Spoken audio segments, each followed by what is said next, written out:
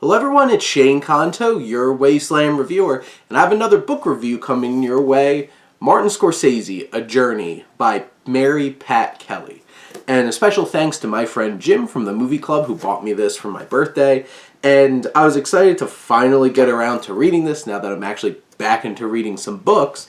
And I was really impressed by this, and as a cinephile, and as somebody, as you could probably tell if you've watched any of my Welcome to the Wasteland for the past couple of months, I've been diving deep into all of these films that Martin Scorsese has directed because this timeline is from film school all the way up to Cape Fear and just a very, dabbing into the Age of Innocence. And this book is a really interesting combination of Pat Kelley's own words and biography, which it's a really strong and insightful biography. It's very interesting. But what elevates it is the inclusion of all of these interviews from Martin Scorsese to his parents, to all the actors, to Balhas, his cinematographer who worked on many of his films, Irwin Winkler, who helped create a lot of Scorsese's films, to Jay Cox, who helped write a lot of his films, Paul Schrader, who wrote a couple of the screenplays, and a lot of Bobby De Niro, and it's just Bobby De Niro.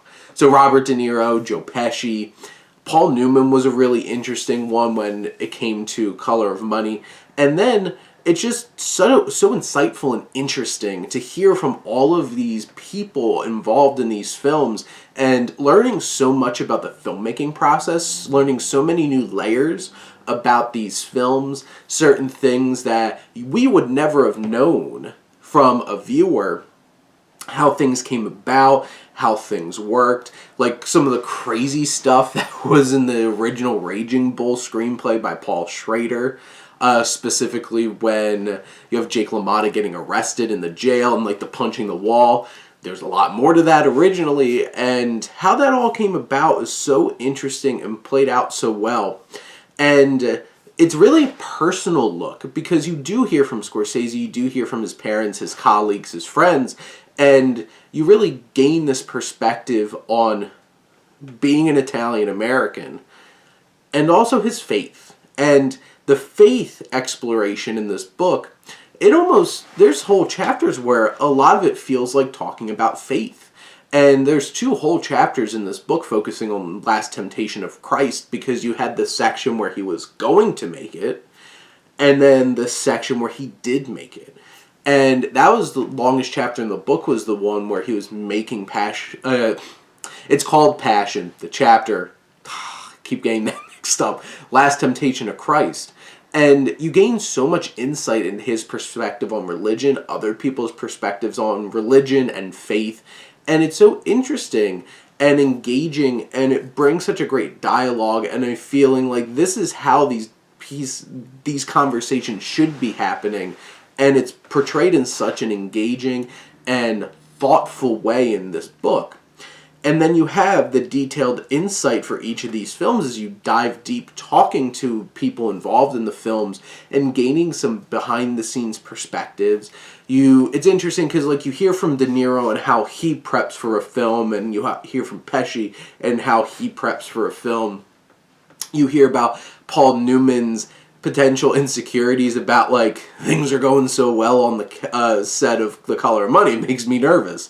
And how detailed Martin Scorsese is in planning out everything. There is times when there is room for that playing off of each other and improvisation, but then you have The Last Temptation of Christ, which was on such a schedule, having to make sure that things got done, and everything in between. And it was so great as a fan of film and a cinephile to dive so deeply into these films and getting such a variety of perspectives on the writing process versus the directing process versus editing versus cinematography, acting, and how some of these ideas came about and how some of these films were much more De Niro's films versus Scorsese's. Like, De Niro was really the one who brought Raging Bull and The King of Comedy to Scorsese, and how Scorsese originally wanted De Niro in Last Temptation. He's just like, no, not really interested in me playing Jesus Christ, and you having all these different dynamics, and it's so interesting getting to see these layers of them as people and not just as creative artists, and understanding the filmmaking process, and this just being a passionate and insightful gaze into one of the greatest filmmakers of all time. I had such a blast, and like, I wish that, I don't know if she did, but like, I would like to see this kind of effort even from then to now. Like, bring us a sequel, because he's still doing it. And that's the impressive thing, is like, it could have been like peaked in with GoodFellas in 1990, but no, he's still going. It's 2022 and we're getting a new film, and I'm equally as excited about it because it's going to be great. Because Scorsese's films are Silence, The Irishman, and he's still got it. And I'm really interested to see where his career goes from here. But based off of this book, it was such a wonderful insight. And as somebody who is an Italian American, who did grow up Roman Catholic, had my first Holy Communion, I am confirmed Roman Catholic, Shane Charles Francis Canto. And you have all of those connections that I could feel and understand here. It made it a personal journey for myself as well.